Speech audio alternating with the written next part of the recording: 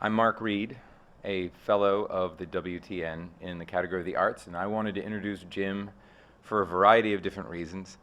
Uh, Largely to communicate to any of you who don't know his tremendous diversity in technology, business, politics, government, nonprofits, environment. However, his greatest capacity is how much he cares about humanity. His true desire to make the world better has touched me tremendously, and thousands of other people that have learned more and more about what is possible versus what is currently invisible to so many people. And he's the greatest cheerleader for so many different evolutions of where the world can go. And so I want to introduce Jim Clark.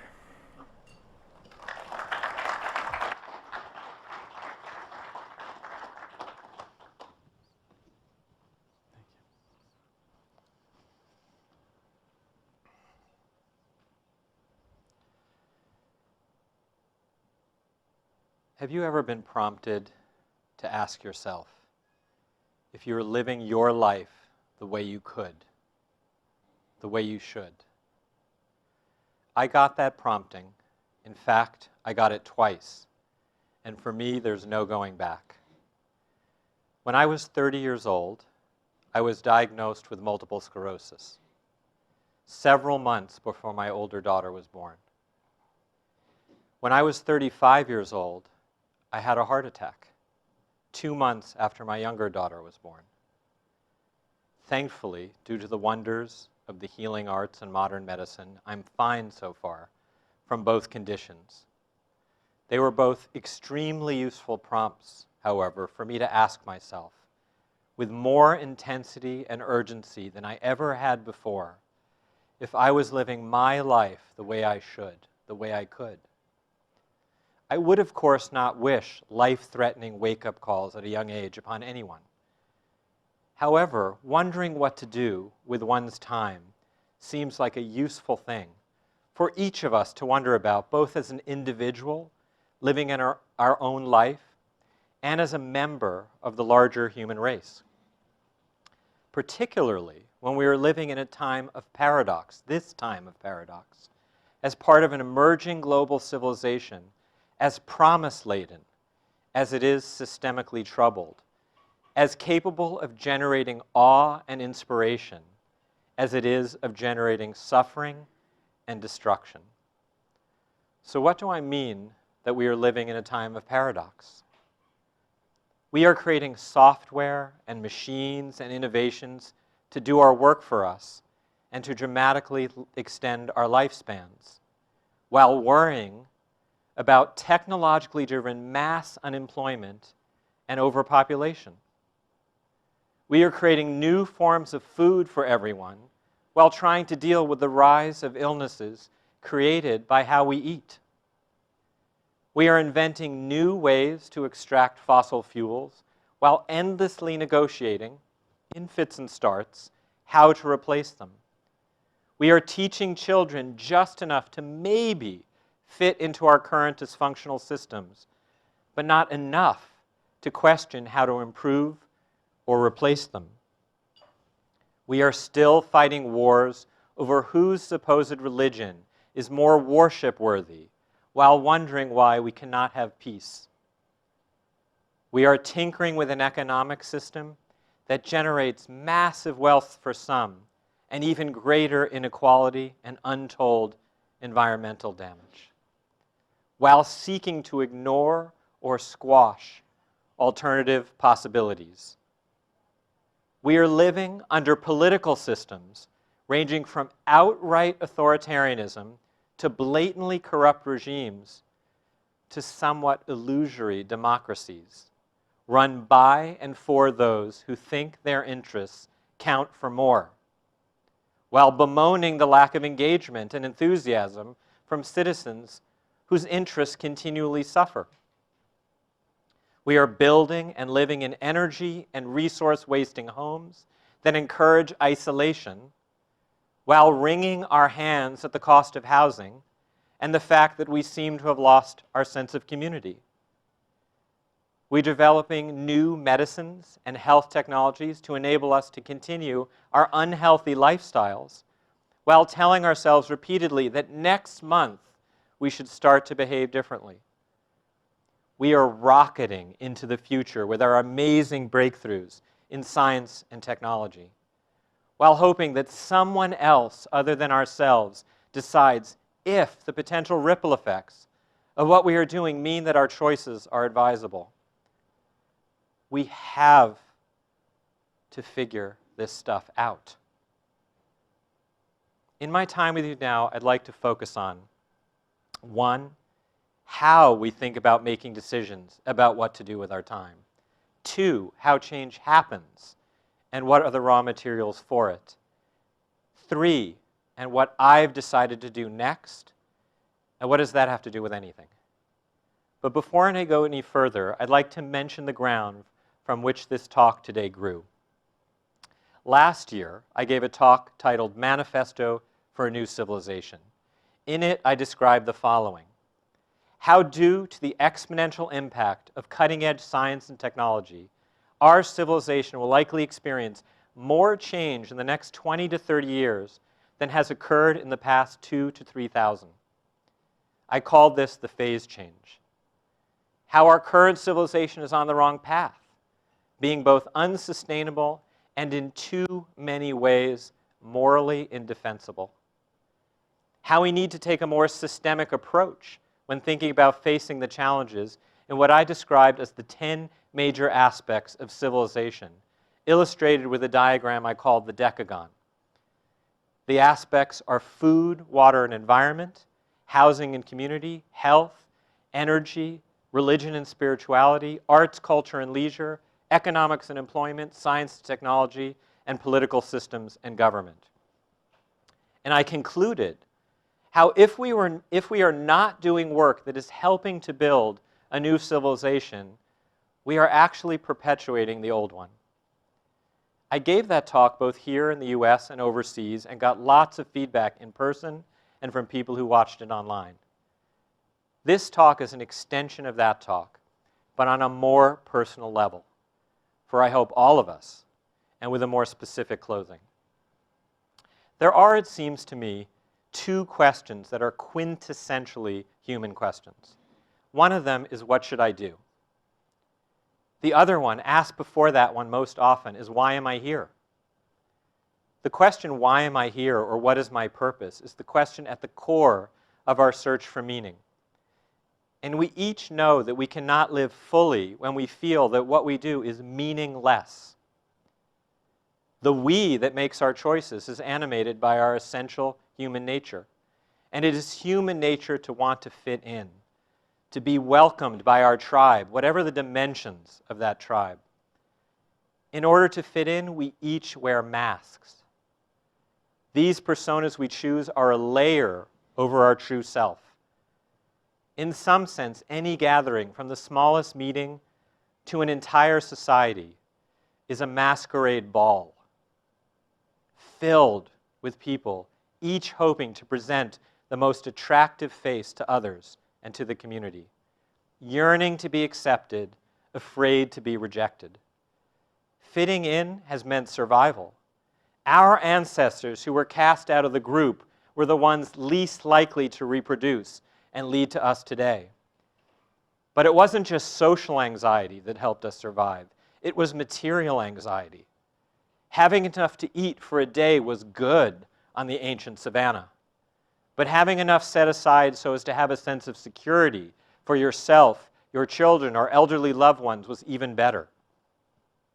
That desire for material security, ensured even more when we are protected by a tribe, is likely another hallmark of the human character, just as much as our human curiosity, creativity, and risk-taking.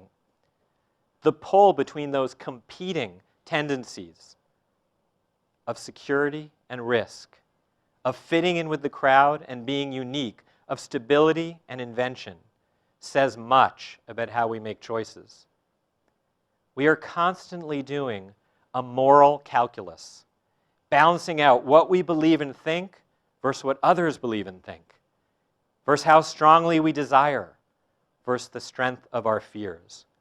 Perhaps it is therefore built into human nature to feel we must wear a mask in order to fit in or to be safe.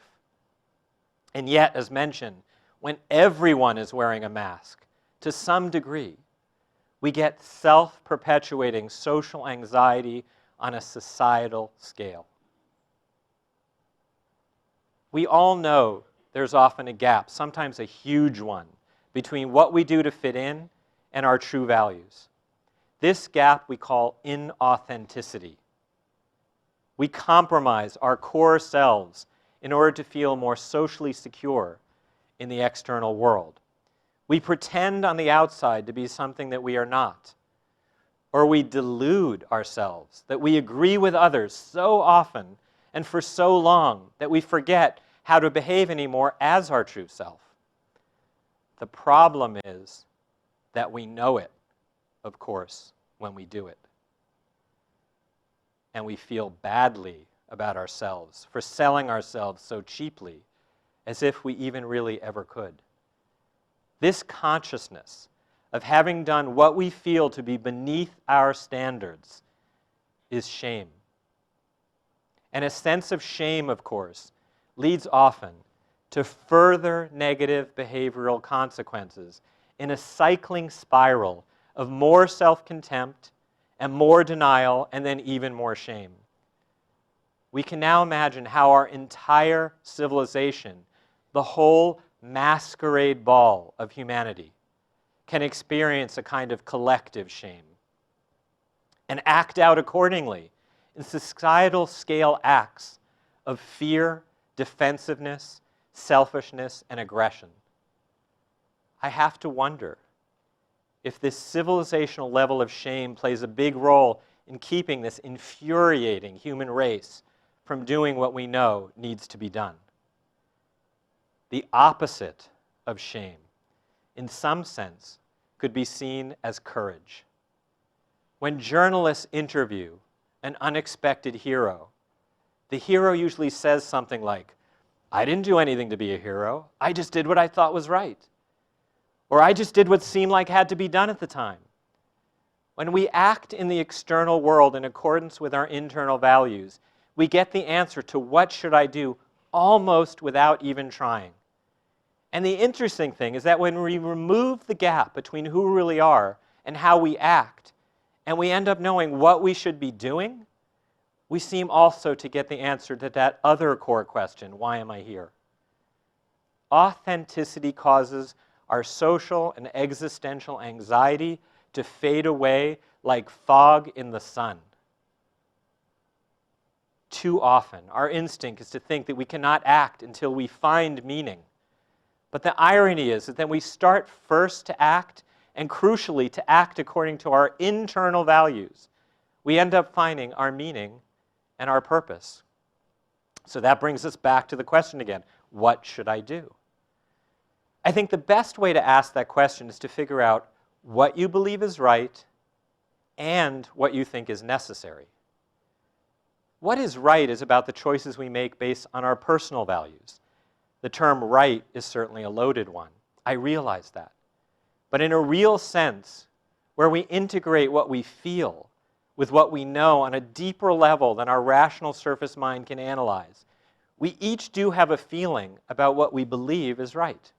That sense can shift over time, but it is undeniably strong, and it influences our choices greatly and the level of passion with which we embrace those choices. What is necessary seems to be more about facts and observations we can debate with others to refine our beliefs into a strategy for action. To decide what we think is right, we might ask ourselves, what do I believe? What do I find unacceptable? What would I like to change, feasibility or likelihood aside? And what would a perfect world look like? To answer those questions, I must listen to my essential self in my unique nature and values developed through personal, direct experience, not from what I call borrowed ethics. The shortcuts to personal morality that come from adopting the instructions for right and wrong from others on the assumption that we could never figure out those things ourselves.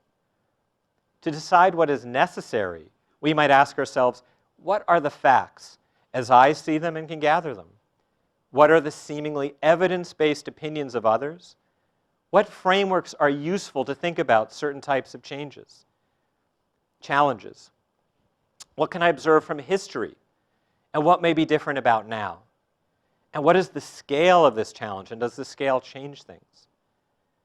The thing about figuring out what to do based on what you believe is right and what you think is necessary is that you do not have to do it because it is feasible or fun or interesting. This would be a bonus. Just like it is an even greater bonus to feel less shame and much more peace and courage because you are living as your true self. But that is, again, not why. The beauty of the why is exactly because it is what you believe to be right and think to be necessary. You are following the logic of your own compassion. And we do not require the triggers of a health scare or two, such as I had, to help encourage us to decide. We can choose the wake-up call at any time on your own. Now let's say that you now have decided what to do, or affirm that what you've already been doing is in alignment with your true self. And let's say, for the sake of exploring these ideas further, that choice has to do somehow with making the world better. If we want to make a change for the better, then we would need to ask, how does change happen in the world? To me, it is helpful to remind myself there is no such thing as a relatively static the world as it is. The world, civilization, a company, a family, an individual mind, and certainly what we call nature overall, is a dynamic ecosystem, always shifting. So doing nothing doesn't preserve anything, won't lock any situation in amber. And neither does doing something guarantee that what is achieved will continue to exist. To succeed at the challenge of change, you must dance with it, flexibly and with an ever-observant and open mind, ready to move at a moment's notice. And this is particularly true at a moment in history like this one, when the pace of external change is perhaps unprecedented. All sorts of things prevent us from making progress, from making change. Cognitive biases, existing power structures, negative incentive mechanisms, lack of compelling alternatives, lack of public awareness of compelling alternatives. Each is a big challenge, but there's one more that I notice all the time. Many people only ever choose to do what they see as possible, or even worse, only what they see as likely. But humans are really bad at judging what's possible anyway. History is a series of once thought impossible things, strung together like beautiful lights across an ugly frame of defeatism and cynicism. Innovations are the mutations in the dynamic ecosystem of civilization. Innovators, the people who make things change, like you, are by their very nature incredible optimists. And while cynics rationalize all the reasons why something should not even be tried, optimists change history. Speaking of social change, here are two words that often come up in conversations about political or social or economic transformation: revolution and evolution. I wish, by the way, that we didn't live in a world where we need to talk about these things, but unfortunately we do. Revolution seems to many people to be associated with violence and suffering and unexpected consequences, and there's much evidence for that in history. Evolution seems to be more peaceful and preferable to revolution. if given the choice. I would argue there is very little difference between the two. Evolution is an incredibly destructive process quite often. To bring something new to the fore, something old has to be replaced. It's not usually a smooth transition. New ideas, new people, new structures compete with and replace the old, and few willingly exit without a struggle. And that struggle is often, unfortunately, chaotic. It's as much true for cultural, economic, technological, or political evolution as it is for natural evolution, just like the messy, chaotic process of revolution. Revolution is evolution, only faster. Revolution is evolution, only faster. A new equilibrium is often required of an ecosystem when the system isn't working sufficiently well for enough of the participants. If the crisis is mild and the time available is ample, then the revolution unfolds slowly, and the chaos of transition plays out slowly, and we call it evolution. If the crisis is severe and the time available is tight, then a system can be forced to reset very quickly, and we call that revolution. I worry for this all, I admit, when I think of our situation today. The lesson seems to be, if you want to avoid revolution, take action sooner. I think it's useful to remember that as we think about change. As you think about accomplishing your innovative visions, your desires, our desires, to make the world a better place in this very challenging time of threat and magic, fear and dreams. To make change, a few things are in the mix: tools, ideas, and systems, and a clear observation of some basic truths about the world, including about human nature. The tools could be technology, for example. Technology has been a primary driver of major social change in history. Just remember the political power of the printing press, telegraph, telephone, radio, television, fax machine, and of course now the internet, social media, and the mobile smartphone. Anyone can witness an injustice now and share their awareness very quickly and widely, even globally. Rebellion is much easier when power is much more horizontally dispersed. And I think, therefore, we're going to see more of it. Although, as we've seen over the past few years, ongoing organization and leadership is required to make spontaneous political change last. The ideas and systems behind change could be philosophies or worldviews, or what I call moral architectures, that are core structured beliefs, and which will be all the more effective if they resonate with others easily, or at the very least are packaged and sold well. And the likely most important is understanding some basic facts about the nature of the world and the nature of humans. The most effective change agents in history are those who understand this. It makes it all the more easy to decide what to do. Here are some of what I think might be considered the basics. A few might seem trite and obvious, but we repeatedly seem to forget them. All of humanity lives on this planet, at least for now. Virtually all resources currently available to us are on this planet.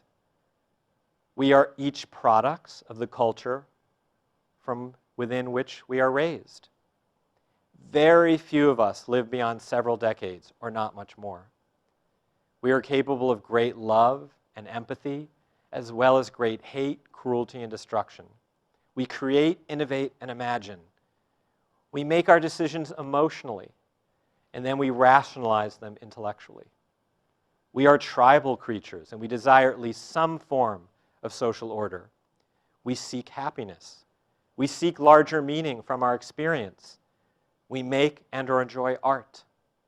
We are erotic. We are playful. We are pattern seekers and knowledge seekers. We are storytellers, memory makers, navigating with a sense of linear time. I'm sure I left some things out, but the point is that we need to pay close attention to the ingredients when we want to prepare a recipe. Okay, so now we've covered how we can think about making decisions, about how to spend our time. We've explored a bit about change and what's involved in making it happen. Now I'd like to talk about what I've decided to do. What I've decided is the right and necessary thing for me to do. And if you hear my reasoning, perhaps you'll agree. To decide what is right, I had to ask myself, what do I believe and what do I think is necessary? What do I believe? That humanity is not made up of people with different intrinsic worth. I believe we live in a civilization that assigns people's worth based not upon their inherent value as our fellow human beings, but upon their ability to have financial or other transactional value extracted from them by others who unfortunately do not see another way to live. I believe we can do so much better. That's what I believe. What do I find unacceptable? That we are bringing the natural ecosystems of our only home, this planet, into a position of perhaps unstoppable climate change and species extinction and civilizational threat at an unprecedented level. That the level of human suffering, physical and psychological, is at levels far worse than even the frightening statistics, usually built only around economics, reveal. And that we allow this utterly unsustainable and morally indefensible situation to exist year after year. That's what I find unacceptable. What would I like to see change? The sense that most people have that civilization has to be the way it is now, putting humanity and all life on the planet at risk in some sort of mad game of chicken, where we hurtle forward unthinkingly at top speed into the future, almost daring misfortune to crush us with the greatest reality check of all time. What would I like to see change? That most of us are not aware of alternatives to the way things are. That we have lost our sense of truly bold social and institutional experimentation just at the moment when it's no longer a choice, but a requirement that we revive it. That's what I'd like to see change. What would a perfect world look like to me? A world in which we don't feel naive to be asking that question. A world where we prioritize those least able to help themselves. A world where we tolerate difference and even celebrate it.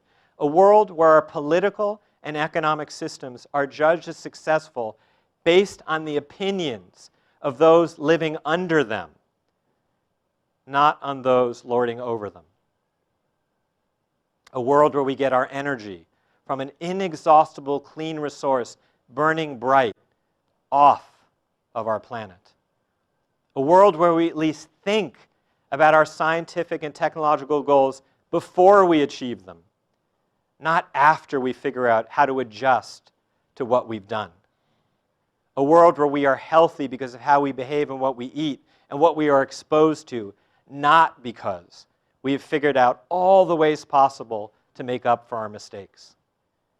A world that prioritizes the arts as a central foundation of a warm and vibrant society, not as an accent on the side of a cold edifice of daily life. A world in which your financial resources do not determine the extent to which you can engage in the larger culture. A world where we make our decisions based on how they will impact far future generations, and also those alive today that we cannot see or will probably never know. A world where the gap between what we worship in the name of peace, justice, and love plays out every day in the institutions, including religious, who ostensibly recruit people around those values. A world where we always consider sustainability up front, in the right place, in the right way, before the literally rising tide comes in, and it will come in, to try to wash away what we've built. A world in which fear is not cultivated as the most useful way to achieve power, but where courage is the proud animator of us individually and together. What do I think is necessary? The fact is that we're cooking ourselves and this planet, and may already have done so much damage that the vicious cycle cannot end. The fact is that there's simply too much suffering from war and disease, both physically and, of course, vast amounts mentally, and hunger, and absolute and relative poverty on such a scale, and for so many people, that survival and anxiety define entire communities and entire lifetimes. Experts and those who've studied and, more importantly, directly experienced these issues have diverse opinions about what to do. But they do have opinions, educated opinions, that can be tested, debated, and turned into strategies that can be scaled up. We have the frameworks to think about how to approach challenges. Some are rigidly held philosophies and worldviews and ideologies, but others are strategies for exploring the unknown. The scientific method is the best example, where at its best, we ask what we don't know, and we seek to know by trial and error, wherever the journey may lead. Last year, I proposed the decagon as a simple way of studying the main aspects of civilization by suggesting the best way to tackle major problems sustainably is to take into account each aspect when focusing on a strategy for one. We observe from history that it doesn't take many people to set in motion major change. It takes good ideas at the right time that give people hope, or that lay the foundations in a solid way. And it takes people like you, who don't wait when they see what needs to change or what could be done better. We live in a civilization that is politically and environmentally unsustainable. It's politically unsustainable for all sorts of reasons that people are and could be angry about. But I think it is politically unstable largely due to the rising level of income inequality, statistically reported in most countries around the world since 1980 over 3 straight decades. It is environmentally unsustainable due to resource exploitation and ripple effects upon the global ecosystem. We must plan how to get off this unsustainable path, or our civilization won't be able to perhaps even continue. That's what unsustainable means. I wonder, are we, like the famous experiment of the slowly cooking frog in the gradually warming water, unaware of our coming demise precisely because the threats feel so gradual? Traditional capitalism has gotten us here, for good or ill. And yet I believe we cannot continue on with it, at least in its current form. And just so I don't gloss over that statement too quickly, I think capitalism is actually only a subset of a larger way of behaving that our dynamic civilizational ecosystem is using and should use. Life within ecosystems appropriately uses flexible feedback to adapt to conditions and optimize survival chances. We've been too short-term most of the time about what survival and success have meant. But the clear logic still applies, and capitalism has been incredibly successful in the short term for humanity in recent centuries. It does a very good job of funding innovation, which can accelerate growth. And it's very consistent with the idea of continuously giving the system feedback about what is desired or needed. It is, however, not sacred. I believe that we can replace it or its most pernicious side effects its inherent focus on endless growth, and its tendency to benefit those who already have capital. As long as we replace it with something consistent with the overall requirements of a dynamic ecosystem, information feedback loops, and a ripe environment for innovation.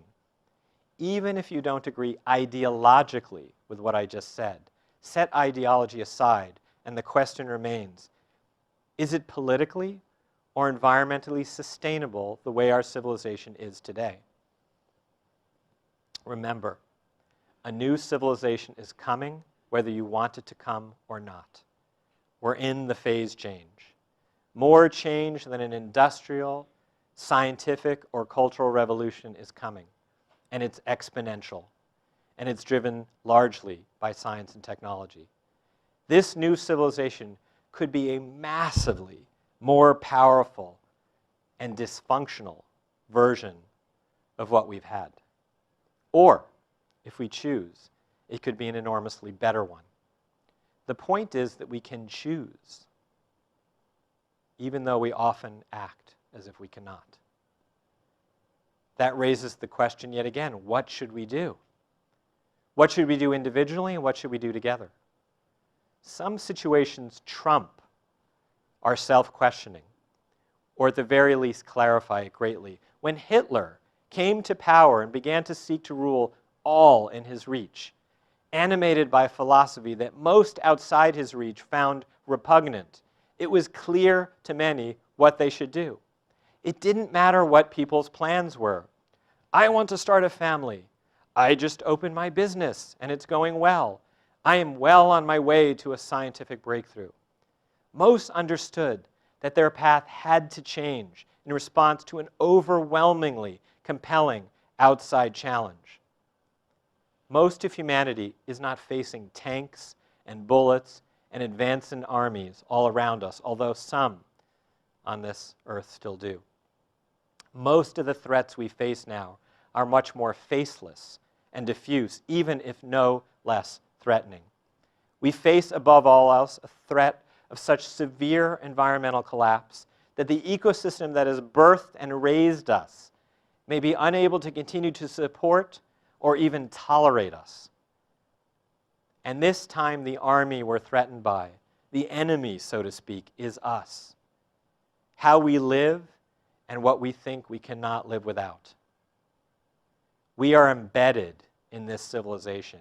We are this civilization. Anyone with a caring nature who notices the civilizational imperfections at best and massive suffering and damage at worst tries to smooth out the roughness in the operation of the machine. We donate to charity. We see a social problem arise in front of us and we try to alleviate it. Our empathy is one of humanity's greatest qualities. Yet when the system underlying the civilization is fundamentally unsustainable, for sure environmentally and likely politically, so much of our admirable charitable efforts become in the long run nothing more than conscience laundering.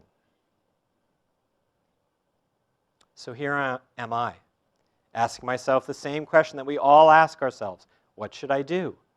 And for me that means we get off a civilizational path that is unsustainable and morally indefensible. A path that is one for which we are not regularly ashamed. A path that isn't heading towards an environmental cliff. Sometimes when faced with huge societal challenges, like many people just before World War II, we naturally say to ourselves, but I've got plans. History doesn't ask, what are your plans? History has plans for you. That doesn't mean you do not have your own decisions and choices to make. Of course you do, as an individual. But an individual is also a cell in the larger body of a community, of a society, of a civilization. So, what I think is right and necessary for me to do is to seek to create a blueprint for a politically and environmentally sustainable civilization. For big challenges, we need to get together, those most impacted and those most knowledgeable to figure it out. And that's what I'm planning to do. A year ago, here in this room, I gave that talk called Manifesto for a New Civilization. As mentioned, it's about how much things are changing and about to change, the phase change of civilization. It's about why the path we're on is the wrong one. It was about a framework, the decagon, of the primary aspects of the civilization and how we need to take into account them all when we try to address any one of them. And it was about how, if we're not doing work that is helping to build the new civilization, we are, in effect, perpetuating the old. A civilization, by the way, whose greatest legacy, a wonderful one, might be that we keep asking questions. A year later, after asking myself what I think is right and what I think is necessary, I'm announcing here today that I'm creating a new organization to complement and build upon the work that I've already been doing, and to complement and support the great work of others. Today, and with deep humility in the face of our civilizational challenges, I am announcing the World Congress for a New Civilization. For the past several months, we've been working on this idea, and it's a very simple one, even if it's epic in scale and hope. It is truly what I believe is right and what I think is necessary. In September 2016, around the time of the 71st session of the United Nations General Assembly, and several weeks before the United States presidential election, we will bring together for a week a global gathering of curated delegations of at least 10 representatives from every nation on earth to seek to create the rough outlines for a set of principles for a civilizational strategy going forward. We're putting a lot of effort into who will be selected to be invited to be there, what is going to happen there, what needs to happen in the meantime, what should happen after, and how it is all going to be paid for and by whom. We want it to be arguably the most credible gathering in human history, beholden as much as possible to no one or nothing except workable, sustainable, defensible hope. Hope for humanity freed of shame and filled with courage to discover just how good we could possibly be. Today, in the name of a better world, I spoke about how we could go about making our most important decisions, how change happens, the state of our current challenges, and what I, one person, have decided to do next. I didn't give this talk today to recruit you here in this room, or you who watch this from elsewhere, to this cause or this vision, unless you also believe this is the right and necessary thing to do. I gave this talk today because we are each and every one of us in the business of asking every day, consciously or not, what is right and what is necessary. We're each and every one of us asking, with courage, what should I do? Thank you.